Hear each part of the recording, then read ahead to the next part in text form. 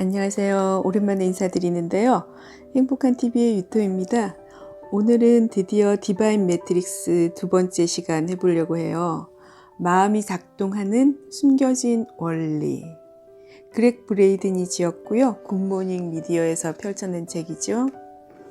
이 책은 워낙 방대한 내용을 다룬 것 같아서 사실 한 번 읽고 이해하기가 다 했다고 할 수는 없더라고요. 그래서 제가 읽으면서도 또 다시 읽게 되고 또 얼마나 압축해서 말씀을 드려야 되나라는 생각도 들고 해서 조금 시간이 걸렸는데요.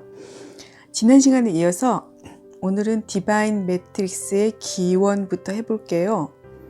주류 과학자들은 우주가 130억에서 200억 년 전에 전무후무한 대폭발로 인해 시작되었다고 믿는다. 그 정확한 시기와 단일 폭발인지 다수 폭발인지에 대해서는 의견이 분분하지만 어쨌든 우주가 오래전 일어난 대폭발의 에너지로 시작되었다는 데는 일반적으로 동의한다. 과학자들의 계산 결과 빅뱅이 일어나기 바로 몇 분, 몇 초 전까지만 해도 우주 전체의 크기는 오늘날과는 비할 수도 없이 작았다. 컴퓨터 모델에 따르면 우주는 작다 못해 자그마한 공 크기로 압축되어 있었다. 오늘날 우주에서 보이는 빈 공간을 모조리 제거한다면 그 공은 심지어 완두콩알 만한 크기로 줄어든다. 하지만 이처럼 자그마했을지언정 우주는 결코 차갑지 않았다. 압축 공간의 내부는 화씨 180억 곱하기 10의 18성도라는 상상할 수도 없는 온도였으리라고 추정된다. 지금의 태양보다도 몇 배나 뜨거웠다. 하지만 몇 분의 몇 초 만에 대폭발이 일어나자 화씨 180억 도로 그나마 시원해졌고 우리의 새 우주는 무사히 태어났다. 화씨 180억 도가 시원해졌다는 얘기인데요. 빅뱅의 폭발력이 허공으로 퍼져나갈 때 우리가 상상할 수 있는 것보다 더 많은 열기와 빛이 함께 번졌다. 또한 특정 에너지 패턴에 따라 폭발함으로써 지금과 같은 우주의 설계도를 이미 오롯이 품게 되었다. 이 패턴이야말로 고대 신화와 끊임없이 구전되는 전설과 신비로운 지혜의 주제이다. 불교의 제석천 그물망에서부터 호피 인디언의 거미 할머니 거미망에 이르기까지 이름은 다양할지언정 이 패턴의 메아리는 오늘날까지도 이어지고 있다. 에너지의 그물망 혹은 거미망은 우리 인간과 세계를 포함한 우주 만물의 양자적 실제로서 구석구석에 퍼져 있다. 이는 우리 삶을 디바인 매트릭스와 이어주는 에너지이다. 이는 또한 우리의 감정과 생각으로 창조해낸 것을 우리 눈에 세계라는 모습으로 비추어주는 다차원 거울이다. 우주 만물이 정말 연결되어 있다고 어떻게 확신할 수 있을까? 그 이유는 이러하다. 빅뱅과 제네바 대학 실험으로 돌아가 보자. 서로 아무 관련도 없어 보이지만 미묘한 공통점이 있다. 한때 물리적으로 결합되어 있었던 두 가지는 서로 여전히 연결되어 있는 것이다. 제네바 대학 실험의 경우 원래 하나였던 광양자를 모든 면에서 똑같은 두 개의 쌍둥이 입자로 나누었다. 빅뱅에서 나온 입자와 광양자들 역시 한때는 물리적으로 하나였으며 이것이야말로 바로 우주 만물이 상호 연결되어 있는 이유이다. 한때 하나였던 것들은 물리적으로 연결되어 있든 아니든 항상 서로 이어져 있는 것이다. 제네바 대학 실험은 아무리 두 물질이 서로 멀리 떨어져 있더라도 한때 결합되어 있었다면 언제나 이어져 있다는 점을 보여준다. 이는 긍정적이고도 강력한 세계관과 인생관을 향한 문을 활짝 열어줄 것이다. 첫 번째 법칙은 우주 만물은 디바인 매트릭스 안에 존재하기에 서로 이어져 있다는 것이다. 이것이 사실이라면 우리가 삶의 한 부분에서 하는 행동은 삶의 다른 부분에 영향을 줄 것이다. 두 번째 법칙은 디바인 매트릭스는 홀로그램이라는 것이다. 즉, 매트릭스의 부분에는 매트릭스의 전체가 담겨 있다. 인간의 의식 자체가 홀로그램이라고 여겨지는데 이로 인해 우리가 거실에서 하는 기도는 우리가 사랑하는 이나 기도가 향하는 곳에 이미 존재하게 된다. 즉, 우리가 기도를 하는 순간 그 기도는 어디에나 존재하게 되므로 굳이 기도를 멀리 보낼 필요가 없는 것이다. 세 번째 법칙은 과거, 현재, 미래가 서로 긴밀히 이어져 있다는 것이다. 디바인 매트릭스는 시간을 담는 그릇으로 우리가 현재에 내리는 선택과 우리가 미래에 맞이할 경험 사이에 연속성을 제공한다. 위의 세 법칙이 우리가 다른 사람과 우주와 자기 자신과 맺고 있는 관계에 대해 말해주는 바를 진심으로 이해한다면 우리의 하루하루는 완전히 새로운 의미를 띠게 된다. 우리는 보지도 이해하지도 못하는 힘에 휘둘리는 희생자가 아니라 참여자가 되는 것이다. 그리고 바로 그 순간부터 우리는 숨어있던 능력을 마음껏 발휘할 수 있게 될 것이다. 패러다임을 깨부순 상식을 뒤엎은 실험들. 우주 만물은 간단한 원리에 기초하고 있는 것이 분명하다.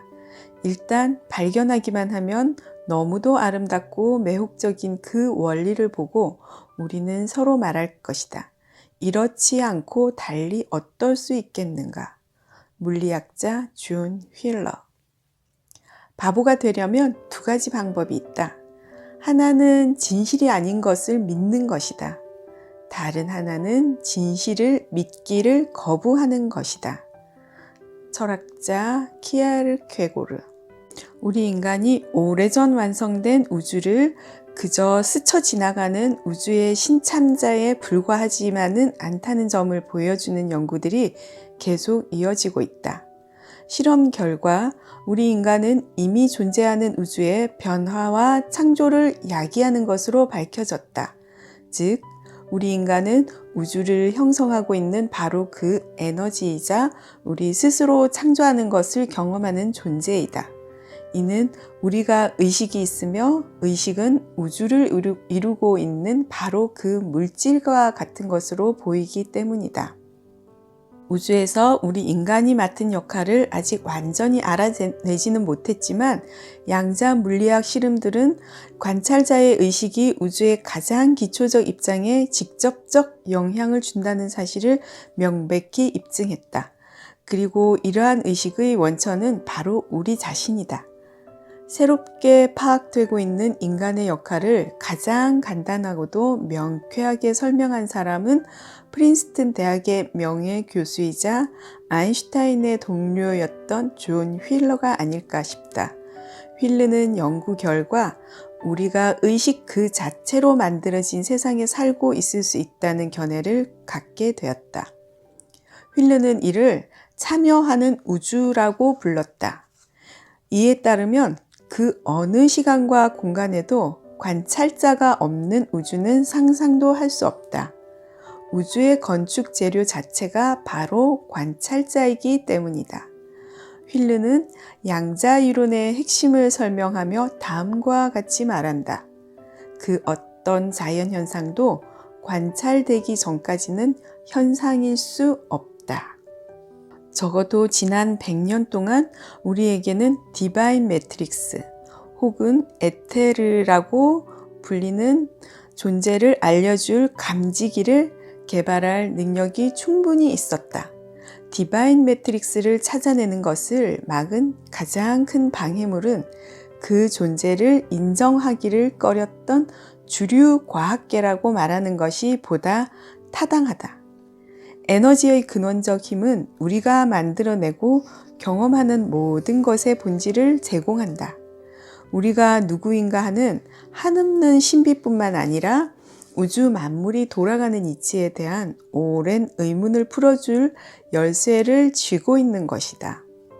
매트릭스의 존재 여부를 확인한 실험이 이루어진 것은 겨우 최근이다. 1993년부터 2000년까지 행해진 일련의 유례없는 실험들은 우주를 뒤덮은 에너지 장의 존재를 증명해 보였다. 독자들의 이해를 돕기 위해 우리의 실제에 대한 관념을 재정의한 실험을 3가지만 들어 보이겠다. 유사한 결과를 보인 실험이 하루가 멀다 하고 발표되는 만큼 이 3가지는 대표적으로 고른 것뿐임을 다시 한번 강조한다. 첫 번째 실험에서 포포닌과 가리아예프는 우리 세계를 이루고 있는 물질인 광양자의 DNA가 미치는 영향을 보여줄 선구자적 실험을 준비했다. 그들은 먼저 특별히 고안된 튜버에서 공기를 모두 제거하여 흔히 생각하는 진공 상태를 만들었다. 전통적으로 진공이란 용어는 공기조차도 없이 완전히 비어 있는 것을 의미하지만 과학자들은 그 안에 무엇인가 남아있다는 사실을 알고 있다. 바로 광양자 말이다. 광양자가 곳곳에 흩어져 있는지 유리벽에 붙어 있는지 아니면 튜버 바닥에 뭉쳐져 있는지 확인을 했다. 그 결과 전혀 놀랍지 않았다. 광양자는 완전히 무질서하게 제 멋대로 흩어져 있었다. 즉, 튜브 안 곳곳에 있었다. 과학자들의 예상대로였다. 이어서 과학자들은 인간의 DNA 샘플을 광양자만 들어있는 밀폐된 튜브 안에 삽입했다. DNA가 나타나자 광양자는 전혀 뜻밖의 행동을 보였다. 처음처럼 흩어져 있는 것이 아니라 살아있는 물질의 출현에 반응해 자기들 스스로 배열을 새로이 했던 것이다. DNA가 광양자에 직접적 영향을 주는 것이 분명했다. 보이지 않는 힘을 통해 광양자들을 일정한 패턴으로 배치하게 만드는 듯했다. 이것이 중요한 까닭은 전통적 물리학에서는 이러한 현상을 설명할 방법이 전혀 없기 때문이다. 그 다음 놀라움은 튜브에서 DNA를 제거했을 때 일어났다. 과학자들은 광양자가 원래 상태로 되돌아와 튜브 전체로 흩어지리라 예상했다. 마이클슨 몰리 실험의 예를 따라 전통적 과학은 이외의 다른 일은 절대 있을 수 없다고 확신했다. 광양자들은 DNA가 여전히 튜브 안에 있다는 듯 일정한 패턴 그대로 머물러 있었다. 포포니는 이를 두고 우리의 직관에 반하는 놀라운 결과라고 묘사했다. 실험 장비와 결과를 거듭 점검한 포포닌과 동료들은 이러한 결과를 설명할 논리를 찾아야 한다는 임무에 부딪혔다. DNA는 튜버에서 제거된 후에도 광양자에게 계속 영향을 준단 말인가? DNA가 튜브에 뭔가를 남긴 것일까? 물리적 물질이 제거된 후에도 그 힘은 남아있는 것일까? 아니면 뭔가 신비한 기현상인 것일까? DNA와 광양자는 물리적으로 분리되어 있는 동안에도 우리가 인지하지 못하는 방법과 강도로 서로 이어져 있는 것일까? 이 실험에서 에너지와 DNA와의 직접적 관계를 명확하게 보여준다. 이 놀라운 실험을 통해 많은 결론을 도출할 수 있는데 특히 다음 2가지는 확실하다. 과거에 우리가 인식하지 못했던 에너지 형태가 존재한다. 세포, DNA는 이러한 에너지 형태를 통해 물질에 영향을 준다. DNA는 우리 세계의 본질적 요소인 광양자의 행동을 변화시켰다. 고대 종교와 경전들이 오랫동안 주장한 대로 우리는 우리를 둘러싼 환경에 직접적 영향을 준다는 것이 과학적 실험으로 입증된 것이다. 이 실험은 생명과 물질이 연결되어 있다는 혁명적이고도 생생한 증거이지만 다음 두 실험 덕분에 DNA 유상 효과는 훨씬 더 큰 중요성을 띠게 되었다. DNA 유상 효과라는 것은 예를 들어서 나뭇잎사귀를 잘랐는데 전극판에 놓고 사진을 찍으면 잘려진 부분도 어떤 형상이 찍혀 나온다는 현상, 이런 것을 말하는 것입니다. 이것을 DNA 유상 효과라고 얘기하는데요. 두 번째 실험에서 연구 결과 인간의 감정이 우리 몸의 세포 기능에 직접적 영향을 준다는 것은 의심의 여지가 없이 이미 밝혀졌다. 1993년 저널 어드밴스의 한 연구에 관한 글이 실렸다. 미 육군은 감정과 DNA의 연결이 분리 후에도 계속 이어지는지, 그렇다면 얼마나 멀리까지 이어지는지 여부를 확인하기 위해 실험을 실시했다. 연구자들은 자원자의 입안에서 조직과 DNA 샘플을 채취했다. 샘플을 다른 건물, 다른 곳으로 옮기고 수십 미터 떨어진 다른 방에서 샘플 제공자의 감정에 반응하는지 여부를 정기적 실험으로 측정한 것이다. 샘플 제공자가 극단적 감정에 이르렀을 때 멀리 떨어져 있던 세포와 DNA는 동시에 강력한 전기적 반응을 보였다. 수십 미터나 떨어져 있음에도 DNA는 신체에 물리적으로 연결되어 있는 듯했다. 무슨 사이비 과학처럼 들리겠지만 이 점을 고려해보자. 세상 만물을 잇고 있는 양자강이 정말 존재한다면 모든 것은 언제나 연결되어 있을 것이다. 클리브 백스트 박사의 동료인 제프리 톰프슨 박사는 이러한 견해에 맞춰 너무도 멋진 말을 했다. 우리의 몸이 실제로 끝나거나 시작되는 곳은 없다. 이 실험이 제시하는 의미는 실제로 방대하며 어떤 사람에게는 다소 난해해 보일 수도 있다. 애초에 감정은 운반될 필요가 없었다는 것이다. 샘플 제공자의 감정이 이미 DNA 안에 있기 때문이다. 사실을 말하자면 감정은 생기는 순간 우주 어디에나 존재하게 된다. 샘플 제공자와 DNA가 어떤 식으로라도 연결되어 있다면 이 둘을 이어주는 뭔가가 존재하는 것이 분명하다. 따라서 다음과 같은 4가지 결론이 나온다. 첫 번째, 살아있는 조직 사이에는 우리가 전에는 몰랐던 형태의 에너지가 존재한다. 두 번째, 세포와 DNA는 이러한 에너지상을 통해 서로 소통한다. 세 번째, 인간의 감정은 살아있는 DNA에 직접적 영향을 준다. 네 번째, 이 영향력은 얼마나 떨어져 있든 거리와 상관없이 계속된다. 세 번째 실험에서는 1992년부터 95년까지 실행된 실험에서 과학자들은 인간 DNA를 유리 비커에 따로 담고는 일관된 감정이라고 알려진 강력한 감정 형태에 노출시켰다. 그 결과 인간의 감정이 DNA의 형태를 변화시킨 것이다. 물리적으로 접촉하지 않고 그저 자신의 신체 내에 특정 감정을 일으킴으로써 비커에 담긴 DNA 분자에 영향을 준 것이다. 그렇다면 우리 인간과 세계는 서로 어떤 관계인 것일까? 이 세 실험의 공통점은 인간의 DNA와 관련된 연구라는 것이다. 우리 몸을 이루고 있는 물질이 바깥 세계에 그 어떤 영향이라도 준다는 것은 전통적 과학에서는 있을 수 없는 일이다. DNA가 몸 안에 있든 수백 킬로미터 떨어져 있든 인간의 감정에 영향을 받는 것 또한 터무니없는 말이다. 그런데 이 세 실험은 이 같은 불가능한 일들이 가능하다는 것을 입증하고 있다. 이 세 가지 실험은 다음과 같은 2가지 결론을 제시해 주는데 이는 이 책의 핵심 사상이기도 하다.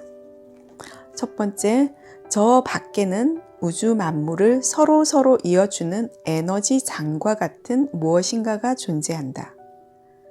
덕분에 새 실험에서 전혀 예상하지 못한 결과가 나올 수 있었던 것이다. 우리는 우주 만물을 연결하는 에너지 장에 우리 몸의 DNA를 통해 접근할 수 있으며 그 비결은 바로 감정이다. 류의 실험에 따르면 이 매트릭스는 우리가 익히 알던 것과는 전혀 다른 형태의 에너지로 이루어져 있다. 그 탓에 과학자들이 그토록 오랫동안 찾아내지 못한 것이다. 미묘한 에너지라고 불리는 이것은 전형적인 전기장과는 전혀 다르다. 촘촘히 짜인 망의 형태로 우주의 직무를 이루는 이 에너지를 나는 디바인 매트릭스라고 부른다. 디바인 매트릭스는 이미 어디에나 존재하고 있다. 빅뱅이 시작되었을 때 혹은 그 이름을 뭐라고 하든 태초의 디바인 매트릭스가 생겨난 것으로 보인다.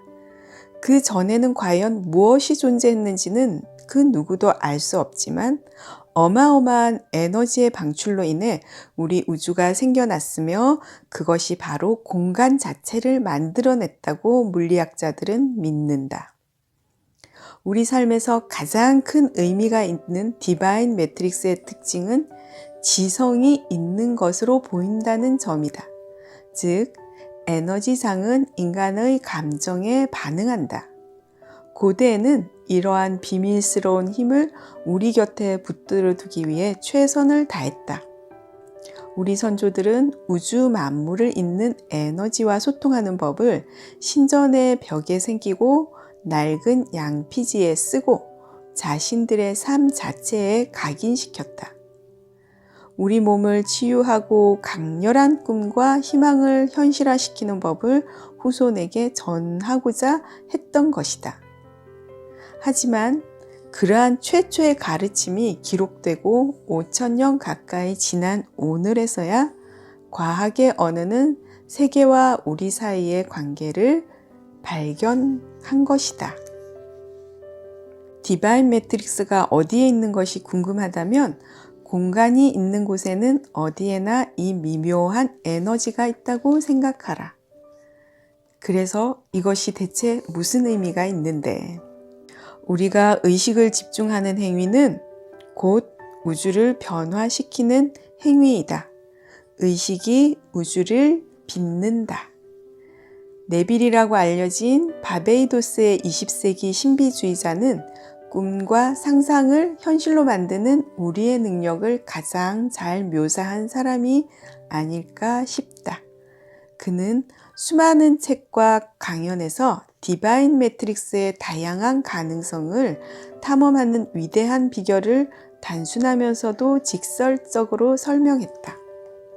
네빌에 의하면 우리가 경험하는 모든 것은, 즉 우리에게 일어나는 일이나 우리가 하는 일 모두는 절대적으로 우리 의식의 결과물이다. 네빌 고다드의 5일간의 강의라든지 여러 가지 책에서 알려주고 있는데요. 우리에게는 우리가 원하는 변화를 모두 일으킬 힘이 충분히 있다라고 하고 있습니다. 네빌은 의식의 힘에서 이를 생생하게 보여주는 여러 실제 사례를 제시했다. 결과를 향해 노력하는 것과 결과를 성취한 양 느끼고 생각하는 것 사이에는 미묘하고도 커다란 차이가 있다. 우리가 무엇인가를 위해 노력하는 것은 끝을 알 수 없는 여행을 하는 것이다. 꿈을 향해 조금 더 다가가기 위해 목표나 이정표를 정해두기는 하지만 마음속에서 우리는 꿈을 이룬 상태에 있는 것이 아니라 언제나 꿈을 향해 다가가는 상태에 있다. 소망을 달성한 모습을 그리며 이미 소망을 달성했다고 생각하라는 네빌의 가르침이 그토록 강력한 까닭도 이 때문이다. 네빌의 표현을 빌리자면 미래의 꿈을 현재의 사실로 만들어야 한다. 이 같은 비과학적 표현은 너무도 솔직하기에 오히려 거짓말처럼 들리기 일쑤이지만 이는 분명한 진실이다. 다만 상상을 현실로 만들기 위해 먼저 우리가 해야 할 일이 있다. 우리의 소망이 이미 이루어졌다고 생각하라는 말의 간단함에는 부디 현혹되지 말라. 참여하는 우주는 우리 스스로 만드는 것이다. 하지만 그 힘을 발휘하기는 왜 그토록 어려운 것일까? 뒷부분은 다시 제3편에서 또 해보도록 하겠습니다. 오늘도 좋은 하루 되시고요. 다음 시간에 좋은 소식으로 또 뵙겠습니다. 감사합니다.